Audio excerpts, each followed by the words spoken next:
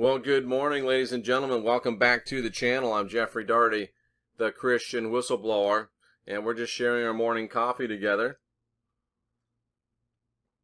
Glad to have you with us for another edition of Unindoctrinate Daily. News that matters, sometimes silly, most of the time strange, sometimes shocking, but always, we hope, all the time interesting. So it's Unindoctrinate Daily. You can also find the print version of Unindoctrinate Daily on my website, which is jeffreydarty.com or christianwhistleblower.com. While you're here, subscribe to the channel, like, share these videos. We're still on a great big surge of subscribers, so we're going for 10,000. Please go ahead and subscribe. That way you won't ever miss any news, because we've got a lot of important, a lot of exciting things, and a lot of super interesting things like today. This is a subject that's always interested me. Ted Bundy, the notorious serial killer. Interestingly enough, my ex-wife, the mother of my children, was once approached by Bundy at Lake Sammamish Park. She fit his what do you call his victim preference? There's a word for that. She fit his victim pool perfectly with her looks, and Bundy did approach her with the cast and the whole Volkswagen and the whole thing. So interesting stuff, but that's not what this Unindoctrinated Daily is about. Ted Bundy, or some troublesome spirit, it seems, is haunting Ted Bundy's childhood home. That's right. Ted Bundy's childhood home apparently is haunted. Coast to Coast is reporting that there's eerie activity at Ted Bundy's childhood home. There was a contractor, didn't know that it was Bundy's home, that was hired to refurbish the house. Somebody had purchased it again, amazingly not knowing that it was Bundy's home. They were just trying to flip it, fix it up and flip it. And they felt weird. The guy brought his daughter over. The daughter felt weird. The daughter started crying. There was a sheen of dust, and the word was written in it, leave, which they say there wasn't any people that had done it. But they would go in there, they would lock everything, they'd go back in, all the doors, all the cabinets and everything were open. Pretty classic paranormal stuff. The guy finally brought in some pastors, and they did what they do, and he says that the eerie activity stopped.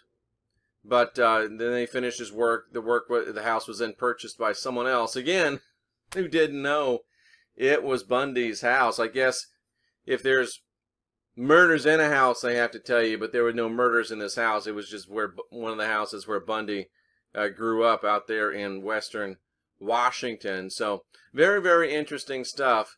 And this brings up a talk I had with some friends over the weekend about dealing with spirits. And a lot of the people that I talk to, a lot of the people that I deal with, their mindset is, what, let's just get the spirits out, and we don't really care anything, about the spirits themselves. And, my thought in question is, let's take, for instance, this Bundy household. Okay, you get the spirit out. I'm not convinced those pastors did get the spirit out, but let's say they did get the spirit out. Does anybody ever think about the spirit? Why don't we do something to that spirit? Maybe if it's Ted Bundy, he's caught between here and there. He's haunted. He has issues. He has troubles. Why don't we try to work with the spirit, even if it's the spirit of someone as nefarious as Ted Bundy? The first Peter in the Bible talks about how the apostles worked and how the Christ worked with spirits that had passed from this world and were stuck betwixt and between. So Ted Bundy haunting his childhood home, very, very interesting. More interesting is, can we take the next step as spiritual workers? And instead of just, the power of Christ compels you, the power of Christ compels you, the power of Christ compels you, instead of just kicking them out, can we take the next step and maybe help them out Just something to think about. Ted Bundy haunting his childhood home. Interesting.